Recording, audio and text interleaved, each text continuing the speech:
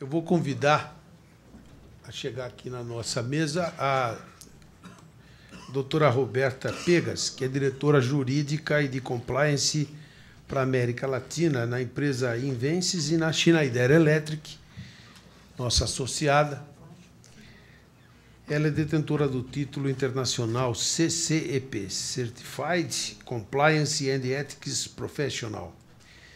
O tema da lei anticorrupção é que ela vai fazer uma abordagem dos tipos de responsabilidade dos diretores e sócios das empresas, a importância do compliance, bem como a adoção de normas internas que objetivem impedir a prática de condutas ilícitas. Boa tarde, seja bem-vinda. Eu acredito que, por esse tema, é que a gente pôde fazer aquela brincadeira inicial de que talvez daqui para frente, então agora já ninguém durma. Vamos lá, doutora Roberta, vamos ouvi-la com muito interesse, até porque o setor elétrico e eletrônico tem uma relação principalmente com empresas do setor público, e isso, evidentemente, muitas vezes gera situações extremamente desconfortáveis para as empresas. Bom, primeiramente, muito obrigada pela atenção e pelo convite da ABINE, especialmente do Dr. Denis, para falar sobre esse tema de compliance, que hoje em dia tem sido matéria em diversos jornais, não somente pelas leis internacionais, que já existem há bastante tempo. Nós vamos ver um cronograma dos principais ordenamentos jurídicos, mas principalmente pela nova lei 12.846, que passou a entrar em vigor em janeiro desse ano, né?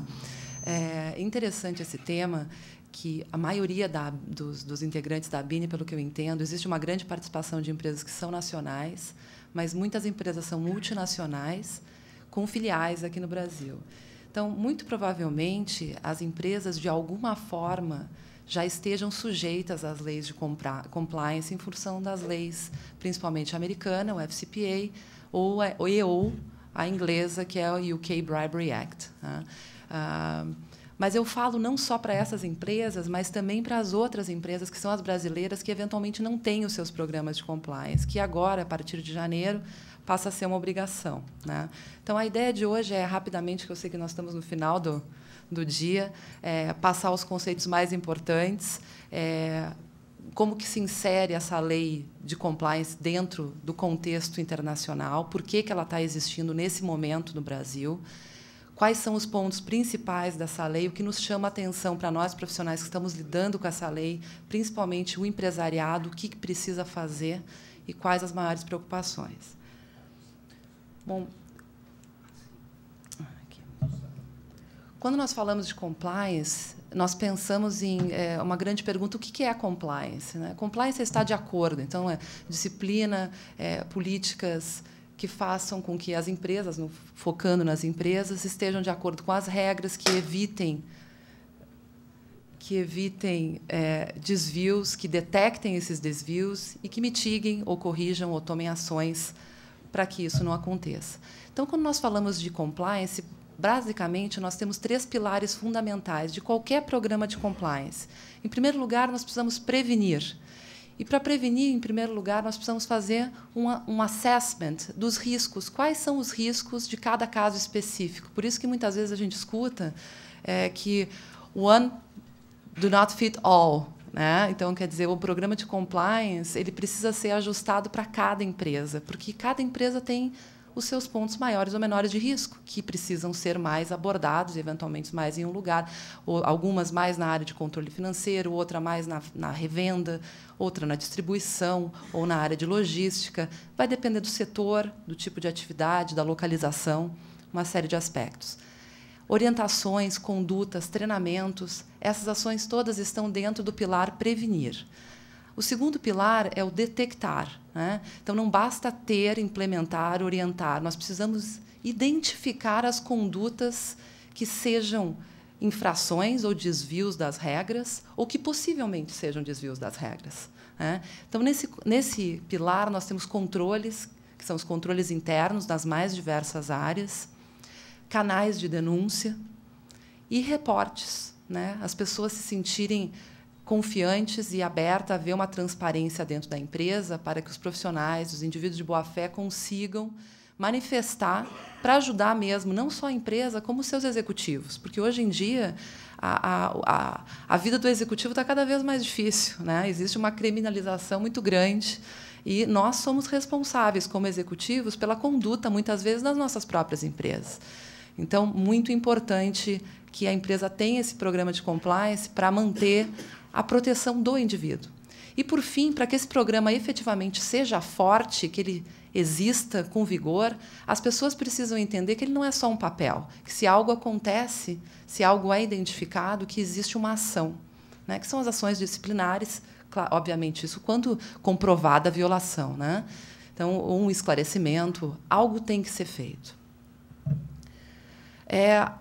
Como eu falei, compliance pode ser de diversas áreas, mas hoje o foco vai ser a compliance da anticorrupção.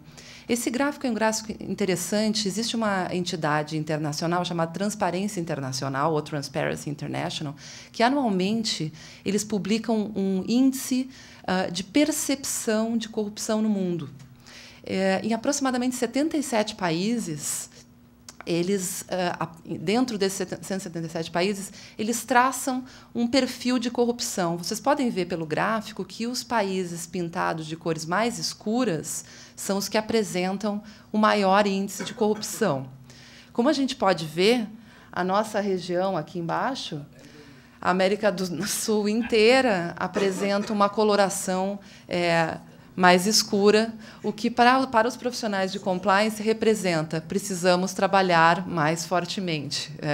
Os esforços para buscar esclarecimentos, due diligence, nos terceiros, nos provedores, ele precisa ser mais acirrado. Os controles internos nesses locais precisam ter maiores cuidados. Eu fiz uma lista de alguns países que possam ser de interesse para os senhores, entre esses 177, para que vocês tenham uma ideia dos percentuais e aonde eles estão. O Brasil, em 72º lugar, 177. Tá? Esse é um site público, vocês conseguem acessar esse gráfico online. Ele é bem interessante, ele é interativo. Se você clica no país, já aparece o percentual de corrupção. Quais são as principais regras anticorrupção que existem e que nos afetam, principalmente? Existem uma série de outras, quase todos os países, de uma certa forma, estão promulgando ou estão trabalhando nas suas regras anticorrupção locais, mas, para nós, a Convenção da OCDE, que nós somos signatários, e passou a ser lei para nós, o Código Penal, que já existe desde 2002, previsão de crime de corrupção passiva e ativa, o Foreign Corrupt Practices Act, que é a legislação americana, que ele atinge muitas das empresas no Brasil que tenham transações nos Estados Unidos ou mesmo apenas ações negociadas na Bolsa Americana nos Estados Unidos. O UK Bribery Act, que é uma lei muito severa, mais severa, inclusive, que o FCPA. E, agora, a nova lei 12.846, que passou a entrar em vigor em janeiro desse ano. Para vocês terem uma ideia da cronologia, o FCPA é a mais antiga, iniciou em 1977, mas, na verdade, com mais força mesmo, ele teve um primeiro aditivo dele, acho que, se não me engano, em 98, mas foi mesmo em 2000 que se notou uma quantidade muito grande do que se chama de enforcement, né? Que são o fazer valer mesmo a lei, e começamos a ver punições não somente para as empresas, como para os indivíduos, né? E realmente a tendência é que isso aumente cada vez mais. O nosso Código Penal, o UK Bribery Act, ele demorou um ano para entrar em vigor, que, inclusive, é uma situação que nós estamos vivendo hoje. Ele fala, a única defesa, isso é muito interessante, o FCPA, ele exige a intenção para que se configure. Pode ser até que o ato não tenha ocorrido da corrupção no FCPA, mas, se houve a intenção, já basta. No UK Bribery Act, não é necessário. No Brasil, também não. Ou seja, se o terceiro que trabalha, que nós contratamos, o distribuidor, o representante, ou mesmo o prestador de serviço, por sua livre e espontânea vontade, mesmo que nós tenhamos colocado no contrato uma cláusula de que que não pode agir em desacordo com a lei. Se exige uma corrupção, basta que o fato tenha ocorrido e tenha um agente, nós já somos objetivamente responsabilizados. Nós vamos ver isso um pouquinho mais para frente. Mas a grande preocupação, senhores, é exatamente isso. Não exige uma intenção, mesmo que nós não queremos, mesmo que não seja algo, uma intenção, uma vontade da empresa ou do indivíduo que trabalha nas nossas empresas, a responsabilidade pode ser estabelecida. E o UK Bribery Act prevê como única defesa a existência de um programa adequado de compliance. Esse programa adequado de compliance gerou muitos questionamentos na época, em 2009, e eles preferiram desenvolver uma cartilha do que seria esse programa adequado de compliance para que isso possa efetivamente servir como defesa. E foi quando a lei entrou em vigor. A nossa lei, ela possui uma série de lacunas e ela exige uma regulamentação federal. Essa regulamentação ainda não saiu, está para julgar. A presidente precisa se manifestar a respeito, mas ainda existem alguns pontos que nós estamos esperando que sejam esclarecidos nessa regulamentação, como nós vamos poder ver um pouquinho mais para frente. Aqui, para vocês terem uma ideia das empresas que estão, hoje em dia, publicamente, obviamente que pode existir uma série de outras, em processo de investigação. Essa o ano passado, para vocês terem uma ideia, nós estávamos falando de um número entre 70 e 75. Agora, a publicação já está em 92. Essa também é uma informação pública de um site, de um blog chamado FCPA, FCPA, né? O blog do FCPA. Bom, a nossa lei 12.846 eu preferi tratar, ela tem uma série de pontos interessantes, como eu falei, uma série de dúvidas, uma série de lacunas, mas existem alguns pontos que eu gostaria de pincelar que são importantes, que são os atos lesivos, ou seja, quais são as condutas que são passíveis de sanções, como que se dá a aplicabilidade, quem está sujeito a essa lei, qual a responsabilidade, a competência difusa, que esse é um ponto extremamente discutido, as sanções, a questão do acordo de leniência, como se opera, e o programa de compliance, que é a nossa única defesa. Então, o que a lei brasileira ela responsabiliza a pessoa jurídica. Ela não está falando sobre os indivíduos. O indivíduo vai ser julgado de acordo com o Código Penal, se for um caso de corrupção. E aí sim vai existir a questão da culpa.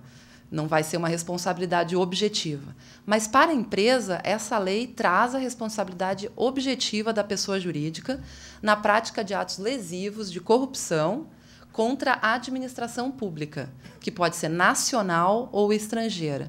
No caso do FCPA, é só a estrangeira, né? No nosso caso, é tanto a nacional quanto a estrangeira. Uma outra grande diferença que essa lei traz e que também exige que os nossos programas de compliance, porque, como nós estávamos falando, muitas das multinacionais já possuem seus programas de compliance. O que nós precisamos fazer para adequar o nosso programa de compliance à nova lei, né? Existem uma série de pontos que estão sendo estudados por cada um dos departamentos jurídicos das empresas de vocês, mas uma coisa eu tenho certeza que é um dos pontos que todos vão abordar, que é a questão da contratação pública, porque essa lei ela não fala só da corrupção, ela traz um elemento novo, ela fala da fraude à licitação. Então, ela acumula, além da Lei 8666, a improbidade administrativa e uma série de outras leis que também são aplicáveis a crimes ou desvios de conduta com relação à contratação pública, essa lei traz a responsabilidade da pessoa jurídica no caso de frustrar ou fraudar os itens que estão aqui, eles são o próprio artigo de lei, tá? Eu marquei ele, eu grifei, para vocês terem uma ideia que é praticamente a metade dos itens listados como atos lesivos estão tratando da contratação pública. E a parte de cima está falando basicamente da parte de corrupção, né? Pagamento de propina, o prometer ou oferecer. Então, não precisa ser a própria pessoa, pode ser através de uma terceira pessoa, né? A questão dos aditivos públicos, a maneira de se comunicar com o poder público. Então, essas são questões que os nossos programas, os nossos advogados, as nossas equipes de compliance vão precisar treinar as nossas forças de venda para esclarecer as proibições da lei e como que tem que ser feito. A quem se aplica? A todas as sociedades empresariais, fundações, associações, sociedades estrangeiras que tenham filiais aqui no Brasil. Os dois últimos itens são particularmente interessantes, que são as empresas que compram, adquirem, fazem parte de um processo de merger, elas acabam herdando essa responsabilidade. Da mesma forma, os consórcios. Foi um tema de um recente congresso que eu participei, que foi um assunto extremamente comentado. E como que fica a questão da participação? Então, se eu tenho uma participação de 10% ou 5%, eu vou ser responsabilizado pelo ato como um todo? E, da maneira como a lei está escrita, não fica muito claro. Em teoria, se entende que sim. Então, esse é um ponto que gera uma preocupação enorme para o empresariado, né? Doutora, eu não posso perder a oportunidade de lhe perguntar, no slide anterior, dificultar a atividade de investigação ou fiscalização de órgãos ou entidades ou agentes públicos. Isso cabe aos senadores, aos deputados, quando criam dificuldade para gerar CPI? Porque, realmente, a impressão que dá é que essa lei é para todo mundo, menos para quem é deputado e senador, né? Preciso responder? Bom, ótima pergunta. Com relação à responsabilidade, como nós falamos um pouquinho antes, a responsabilidade é objetiva. Essa responsabilidade é nova para nós? Não, ela existe na lei ambiental. Tá? Mas, para o tema de corrupção, vocês imaginam como isso efetivamente afeta, porque isso está acontecendo em qualquer atividade que nós estejamos participando. Ela pode acontecer, obviamente. Né? Então, como a única ferramenta é a existência de um programa de compliance, por isso que esse assunto a gente sente que está realmente muito popular. O tema da competência difusa. Esse tema foi muito comentado na época do projeto de lei. Para aqueles que não são advogados, o que nós estamos falando? Quem tem a autoridade para instaurar um processo e para aplicar uma sanção? Né? Essa lei ela foi muito embasada na lei antitrust. Né? E um dos pontos que os profissionais que trabalham nessa área de antitrust comentam muito, que foi e ainda está sendo, por mais que a lei não seja tão nova, mas ainda é nova aqui no Brasil, é a dificuldade de se criar uma jurisprudência a respeito do caso, de ter uma uniformidade no entendimento sobre a lei para ser aplicada para as diversas pessoas. Mesmo não tendo uma competência tantas pessoas com o direito de instaurar e julgar os processos. No caso da lei anticorrupção, nós estamos esperando que a nova regulamentação esclareça um pouco mais, porque até agora, salvo no caso de desvio envolvendo a administração pública estrangeira, que é a CGU, que é uma entidade que está bastante ativa na área de compliance, os demais casos é instaurado e julgado pela autoridade máxima de cada órgão. Imagina, um prefeito de uma pequena cidade, etc. Né? Uma entidade, a autoridade máxima do local. Né? Então, é realmente muito difícil. Tem a autoridade de instaurar o processo e de aplicar a sanção.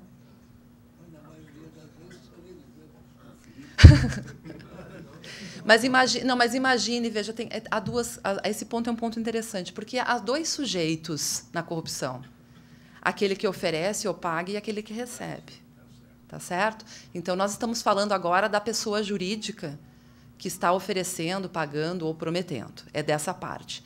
A outra parte, existe exatamente a lei de improbidade administrativa. Né? Então, quer dizer, existem outras formas de atacar essa mesma questão.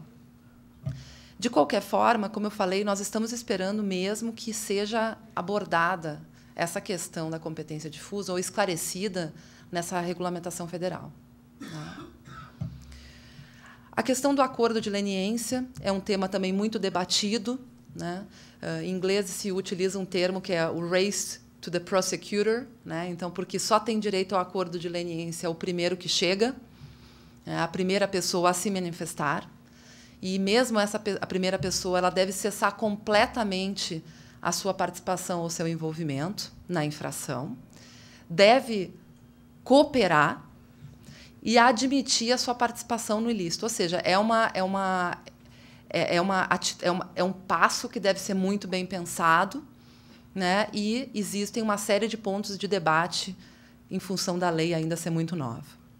Os benefícios são a redução da multa em até 2/3 e todas as demais sanções seriam excluídas, exceto as restituições. As sanções elas são extremamente altas, elas podem ir até 20% do faturamento do ano anterior. Uma pergunta que se faz, como nós estamos falando de filiais, principalmente das empresas multinacionais que têm filiais no Brasil, é faturamento de qual empresa? Da entidade local ou da holding? Né? A lei não fala, mas nós entendemos que seja da entidade que está cometendo. Acreditamos que essa deva ser o entendimento, mas, de novo, a lei não deixa isso muito claro. Né? Um outro tema que é novidade, nesse caso, que é uma obrigação de publicação. A própria empresa tem a obrigação de publicar a sentença que a condena em jornal de grande circulação. Né?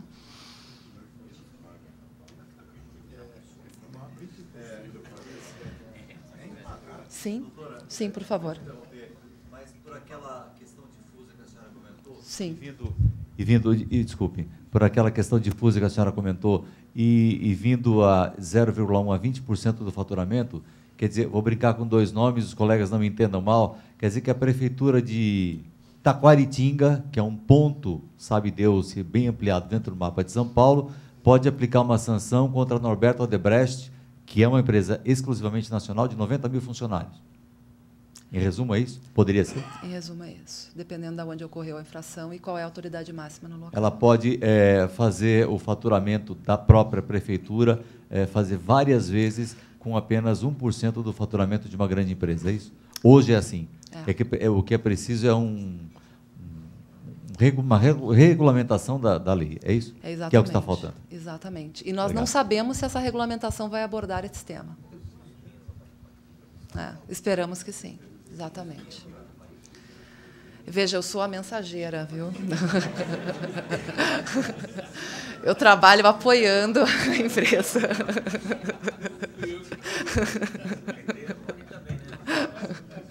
Ô, Denis, você é muito amigo da doutora Roberta, né?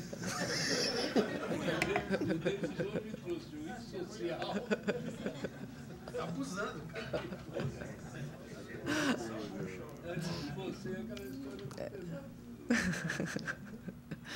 Bom, a outra má notícia é que as sanções são cumuladas, elas podem ser cumuladas, então as sanções, a judicial e a administrativa, elas podem ser cumulativas. A lei é retroativa? Então, esse é um ponto que...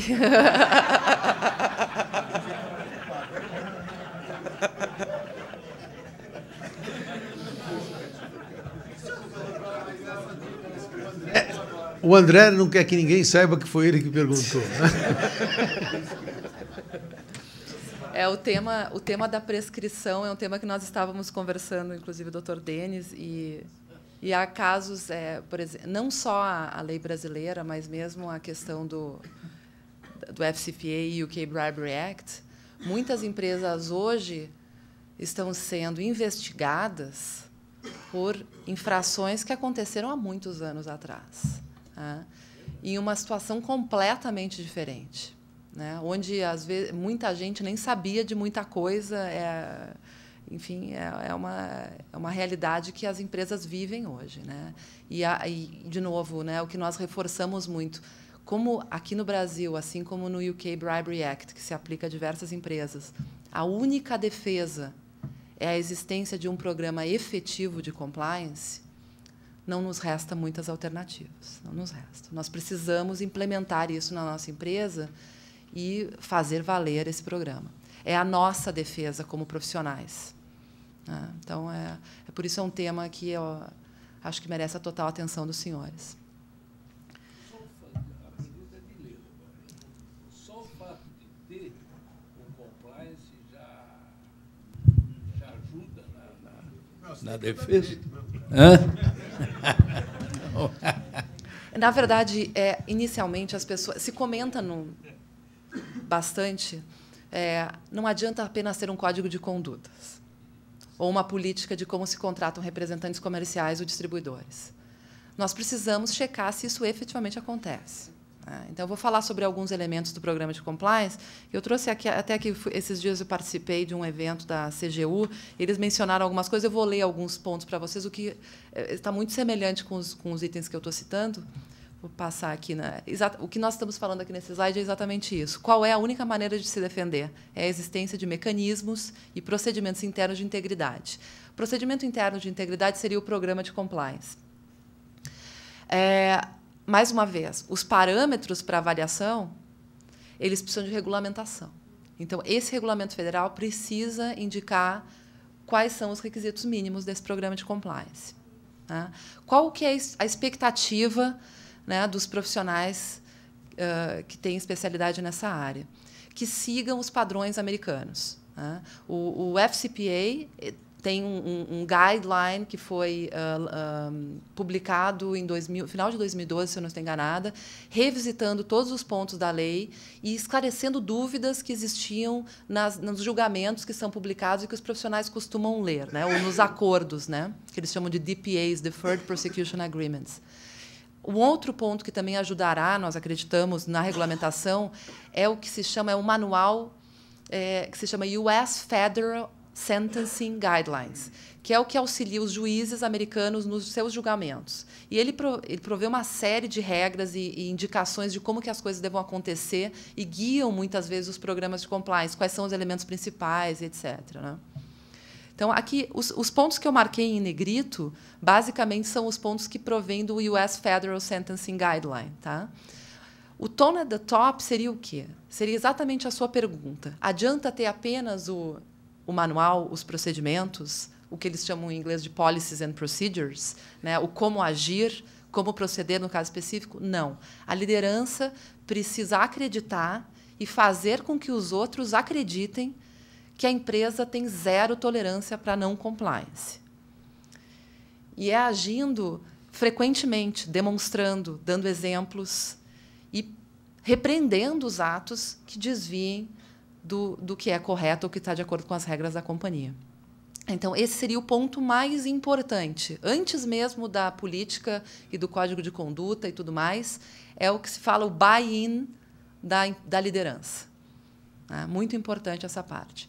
O outro ponto seriam as políticas e procedimentos, e aqui entraria o código de conduta, a política dos terceiros, a política de presentes e entretenimentos, de viagens, doações, conflito de interesse, tem uma série de bullying, né, assédio, tem uma série de políticas que se costuma colocar exatamente para orientar os funcionários e a própria empresa em como agir. Tá? O terceiro ponto é a designação de um profissional com força, com poder para dizer não e para identificar as ações que precisam ter tomada na área de compliance, né? Que muitas vezes a gente chama de Chief Compliance Officer, que é o cargo mais indicado que exista alguém neutro, que se reporte diretamente para a mais alta administração da empresa, que tem esse caminho livre, e, sim, abaixo dele as estruturas variam conforme o tamanho da empresa, conforme a necessidade, o risk assessment que tenha sido feito. Avaliação de riscos, treinamento frequente, preferencialmente pessoal. Obviamente, isso nós não conseguimos que isso seja feito sempre. Existem uma série de iniciativas, inclusive nós estamos trabalhando, pensando algumas alternativas aqui para a Bini. Nós estamos iniciando um projeto, vamos ver se funciona, porque nós entendemos que, afinal de contas, treinamento também é custo. Todo esse programa de compliance ele envolve um custo. Ele varia de uma empresa maior para uma empresa menor? Varia. Ele varia de uma empresa que tem mais risco para uma empresa que tem menos risco? Varia. Ele varia para um país que esteja num risco de uma percepção de corrupção amarela para uma roxa? Varia. Então, isso tudo tem que ser considerado. Agora, claro, as empresas estão trabalhando muito em conjunto para tentar diminuir os custos. É uma onda que está acontecendo de compliance, que eu acho que no direito é uma das poucas áreas que os profissionais estão colaborando entre si, mesmo a concorrência, no sentido de se unir, diminuindo custos e tentando achar a melhor forma de agir, porque a lei está aí, ela está sendo aplicada e nós somos os sujeitos. A existência de canal de denúncias. Como? 191. Ou telefone vermelho. Né? Então, é muito importante. Ele tem que ser algo que dê a confiança para o empregado que a denúncia ela é anônima. Isso é importante. Isso é muito importante. Deixar claro que esse empregado não vai sofrer uma represália. Porque, na verdade, sempre existem denúncias. Ela pode ser verdadeira e ela pode não ser. O que se fala muito é que aquelas que são menos incisivas, às vezes, é onde se encontram mais coisas. Então, o profissional de compliance que vai analisar essas denúncias não pode pegar pura e simplesmente aquela denúncia e já tomar uma ação. Ele precisa investigar. E aí vem os pontos abaixo, que seria a due diligence nos terceiros, a investigação dos fatos que estão sendo levantados como potenciais problemas. A questão de como se faz essa investigação por uma empresa terceira, por uma empresa interna. Existem diversas estruturas hoje em dia. As empresas que estão sofrendo investigação têm uma estrutura muito mais parruda dentro do próprio departamento de compliance, ou mesmo departamento só de investigação, ou dentro do jurídico, ou às vezes estão todos dentro de um mesmo departamento. Isso varia muito, mas é importante que a gente entenda de quem é a responsabilidade por fazer isso e ter uma neutralidade. Revisão e monitoramento, porque, como essa lei entrou agora em janeiro, o programa que existia no ano passado ele precisa ser revisado. Se novas atividades entraram dentro do escopo das atividades da empresa, uma nova avaliação de riscos tem que ser feita e, eventualmente, algum ajuste no programa tem que acontecer. E assim por diante. Ações disciplinares, que seriam os esclarecimentos ou as próprias ações para corrigir e para mostrar que o programa existe. Esse é um ponto interessante, a questão: o que acontece se percebe que há um desvio? Algumas empresas tomam a decisão de, enfim, dispensar o funcionário, deixar claro que naquele momento não se pode continuar, ou, num terceiro, ter a opção de sair do contrato, né? Porque, se a gente continua aceitando, a gente continua incidindo no mesmo erro. Né? Existe a questão que também se discute muito, se debate: a demissão é com ou sem justa causa, o que no Brasil é uma polêmica em função da nossa lei trabalhista. Então, são diversos aspectos que têm que ser pensado, discutido e decidido internamente em cada uma das suas companhias. Tá? E outro tema que já está mais pacífico, que seria a due diligence em caso de mergers and acquisitions. Tá? E, para finalizar, é importante o conceito de que compliance não é um dever apenas do profissional que está trabalhando na área de compliance ou só dos diretores que têm os seus nomes nos contratos sociais. Ele é um dever de todos dentro da companhia. Né?